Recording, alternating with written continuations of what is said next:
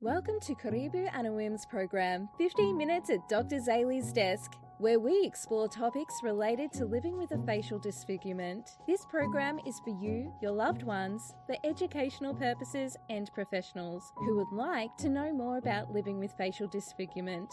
Our presenters have lived experience, research background, or work with people living with facial disfigurement. It's important to begin the conversation with terminology that society understands and is clear. We use the word disfigurement as it is the medical and legal terminology. We recognise you may identify with other words such as visible difference or with your own diagnosis. Let's see where the conversation goes. So pull up a seat, grab a cuppa, and let's chat around the table with Karibu Anawim's 15 Minutes at Dr. Zayli's Desk. Hi everyone, and welcome to today. I am excited to be presenting this topic today. Last week we looked at what is a story, and this month we are talking about the power of story and writing your own story. And this week we get to start writing your story. So I'm getting over to the banners because I need to. And so, first of all, I'm just wondering, how long do you think that your story should be? Well, it could be as long as you want or as short as you want, depending on the audience and the level that you want to do at that time, of how much depth or in depth you want to go into or not.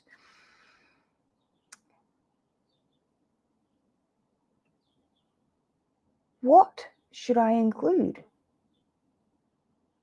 I believe that your story is very unique. Your story is a part of who you are, regardless of whether or not you were born with it, regardless of whether or not you had a car accident like me, regardless of whether or not it was another type of trauma. It is a part of your story. And it could be a sad part of your story, but it is still a part of you. So telling your truth, or telling the truth of what happened or what happened to your face is needed.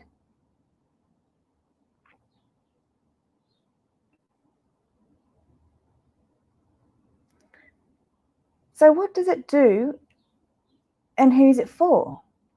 Well, it's to tell your story, your way, for people who are, and who's it for? It's for you, and it's for the person in front of you or the people in front of you.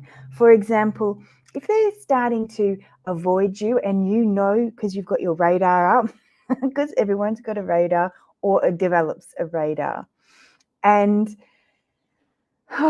you know, well, then that's when we can be proactive, and it's for those people who we are trying to address their fears and their concerns over interacting with us. I know that it shouldn't be happening.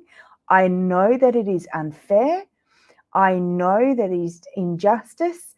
However, this is the world that we live in. We don't live in a fair world. We live in a world where people are hurt, people are broken, people don't know how to deal with difference.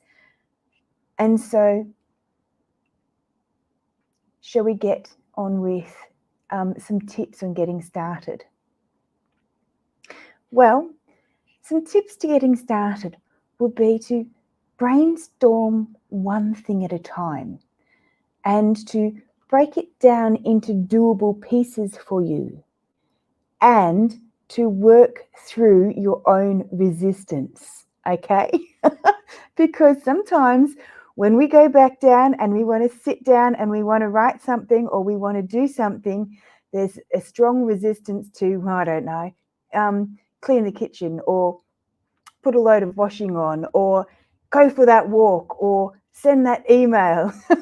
All those sort of things are very important, but we need to work through the resistance of not doing this because it hurts, or it may bring up feelings that I'm not very comfortable with.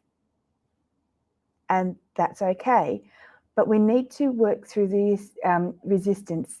And one little tip would be to set up a timer, on your phone, to set up a timer for 3 minutes, get everything out the way, and start thinking and writing. And then when the timer goes off and you've done a solid 3 minutes, you reward yourself with, I don't know, writing an email or putting that load of washing on. It's kind of rewarding yourself if you're a mum because then it gets done, yeah? So what we do is we break things into 3 parts. And now I'm so excited. I've gone old school on you. So I am not so far, I'm further away than I would be usually. And if you've got any comments or anything else, I am checking the comment section, not like I did last week or the week before, and I didn't realise because I didn't look at them. So thanks very much for coming on. But the 3 parts, we break it up into the beginning, or orientation it's called. So in the beginning, sorry, you can't see me because I'm needing to show you the picture that I wrote. This is my beautiful writing. The beginning, or the orientation, it has facts. Facts about what happened. Who to, what happened, how it happened, why it happened, and maybe when it happened. Okay? So those words. So therefore, we would write who, me, what, etc. I've got one done now. And, oh, look at that. It's gone down. So you can see my face. Excellent. So, in the beginning or orientation, who, me. When I was born with, I was born with 2 functional eyes. Why? My parents wanted a child. So then we would go on into, there we go, moving the camera back up, sorry. Then we would go into the next phase. Once we've worked out who, what, where, and when in the beginning, we would move on to, no, I am not going to that. Sorry, I don't know how to do these things. Moving on, we would go into the middle part of our story, or the complication. So again, we look at the facts. We tell what happened, to who, how, when, and why. And we may not even begin to, we may not answer all of those. We might just answer some of those to ourselves. I've got a copy. I've done one. Now let's see what I've written for my story.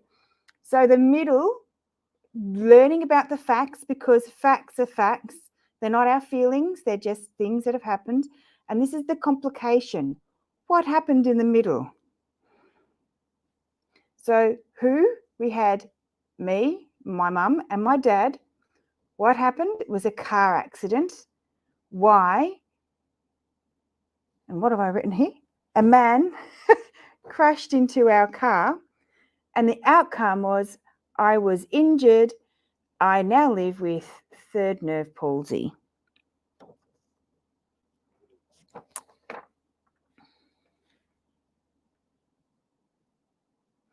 The next bit is the ending, or the resolution, on what you would like people to remember you by.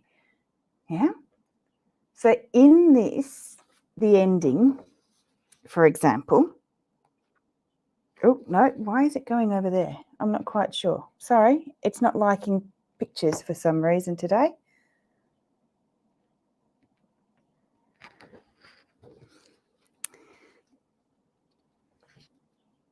Hi, it's got to find my face. Anyway, the ending or the resolution. We want to know, what do you want them to remember about yourself? And then that could be meaning statements about who you are now.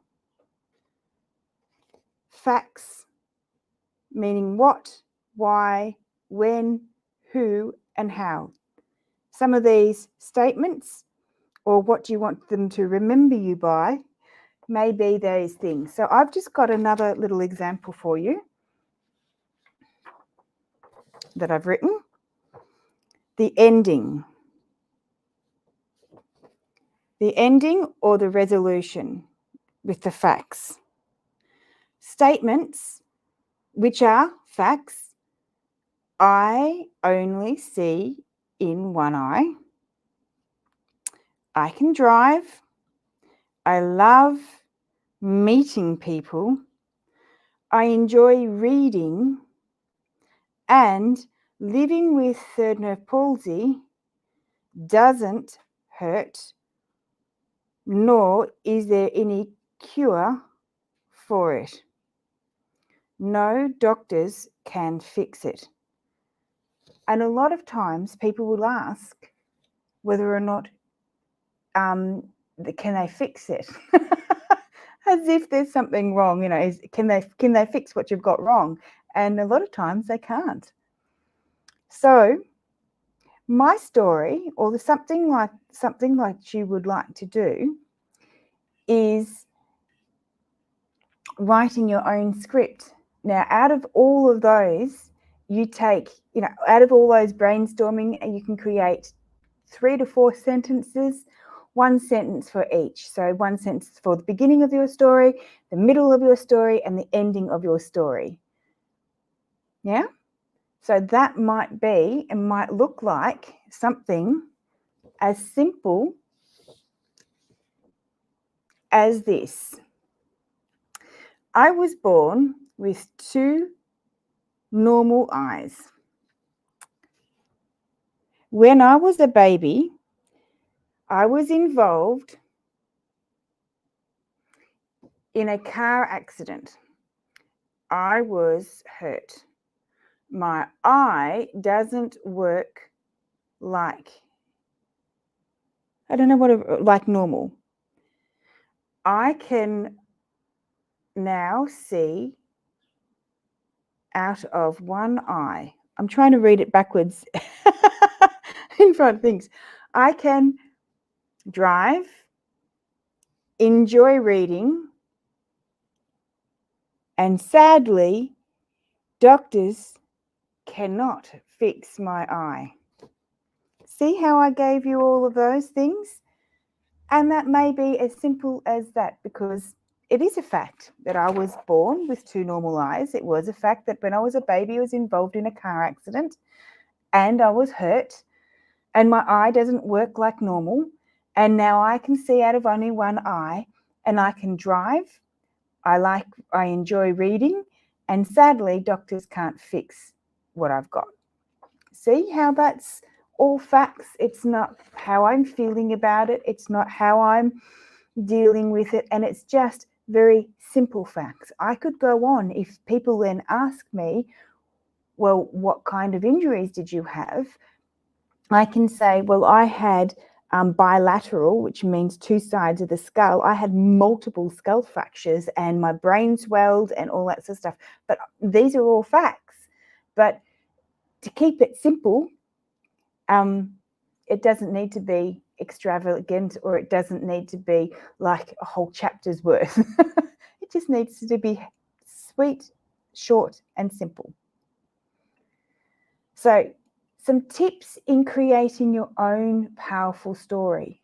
Now, I didn't realize, it should have been a no-brainer, but it wasn't. For me, I I would minimize my experience, okay? I would minimize my story and I would say, oh, I was just involved in a car accident, as a newborn. Just. See, that's minimizing. Those are minimizing words, and you don't need to minimize your story because your story is truth and it's your story and it's a powerful story and it can impact others in a positive light. So avoid minimizing your lived experience with just such words as just. Like, I now say, I am a survivor of a car accident. Yeah? So instead of saying I was just involved in a car accident, can you see the difference? It's still the same.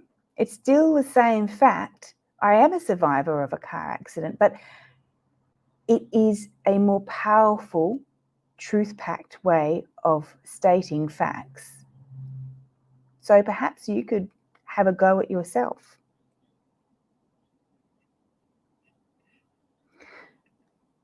And remember that it's okay not to be okay.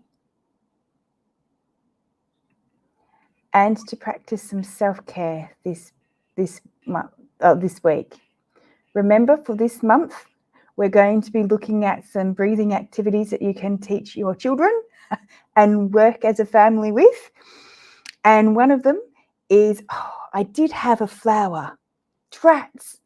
I bought everything else. I don't have a flower. Drats.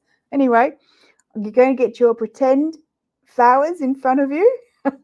They're beautiful, aren't they? And you're going to sit up tall with your back straight and your head tilted to the sky, and you take 3 short breaths like a bunny sniffing at a flower. Ready? And then you hold your breath for a moment and then you exhale sharply. Ready? It's called bunny breathing. Like, we've got our flowers, got our back straight, and we tilt it up to the sky, and we're going to breathe in and do 3 little bunny breaths. Sniffing. Hold your breath and then exhale. Do that again. Are you sniffing those flowers?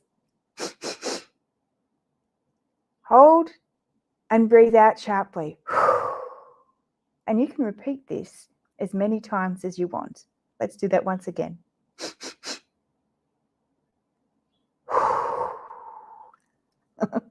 Hold and blow out. And the other one is count to 10. And you breathe in, saying 1. You exhale, saying 2. You inhale, breathing 3. You exhale, saying 4. Ready? Can we do that one? Breathe in. 1, 2, 3, 4, 5, 6, 7, 8, 9, 10. You may even want to use your nose, but I can't breathe out. I can't breathe out through my nose and say 10 at the same time. I'm good, but I can't do that. I don't know. Can you do that? I'm not quite sure. Just having a drink. Now, my third and final one for this month that we're practicing is the bumblebee breath. And again, you breathe in, you got your flowers ready, because I've got it. I got a flower, but I didn't bring it in. So you got your flowers, they're beautiful, all different colours, and you breathe in, pretending that you're smelling a flower. And you hold it, and then you breathe out, and you make a humming bee sound.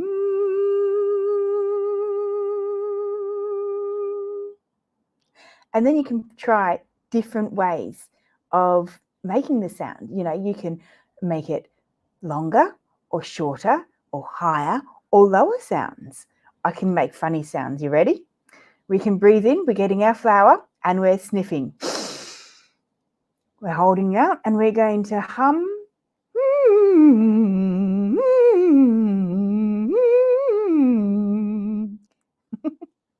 So that is the end of our topic today. This week or next week, we run into practicing your script. So hopefully your homework this week is to create your own script. Remember, it only needs to be facts and as much or as less information as you want to include. And so therefore, next week, we're going to have, hopefully, if everything goes to plan, we're going to have a visitor. And she is a voice coach. Well, she's not a voice coach. She's a voice over chickadee. And she's an actor. And so she is going to help us learn some tips and tricks into practicing our script and making it fun. So thank you very much for coming and sharing with us.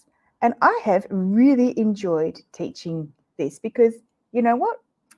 I began teaching, and when I began teaching, I love writing stories. In actual fact, I have done poetry in the past and created my own anthology of poems. All right. So without anything, I will say goodbye and thanks for coming. See you same time, same place next week. By golly gosh, Bye. it's the end of Karibu Anawim's 15 Minutes at Dr. Zaley's Desk. And that's a wrap for this episode. Thanks for tuning in. Please remember that all information given during this episode is for general application only. If you have any specific medical issues, as always, consult with your medical practitioner. Like, subscribe and share on whatever platform you find us on. For more information, please connect with Karibu Anawim on our website at karibuanawim.com or email us at inquiries@karibuanawim.com.